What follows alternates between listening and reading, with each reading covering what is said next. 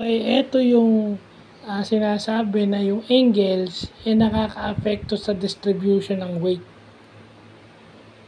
o nakakaapekto sa weight na dinadala ng isang tension o yung sa mga suspended objects. So ito yung isang application ng trigonometry at saka physics at saka ng engineering. So maganda na ito pag-aaralan natin, pero mamaya gagawa tayo sa relative example bago mag-brown out. No? Applications ng trigonometry, physics, and civil engineering. So yan, diyan muna tayo.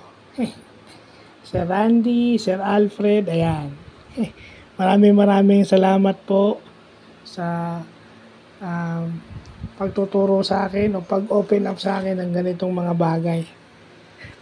High school pa lang ako, dito na ako na-orient na marami nagsasabi na hindi ko kayang mag-high school. So, yun lang po.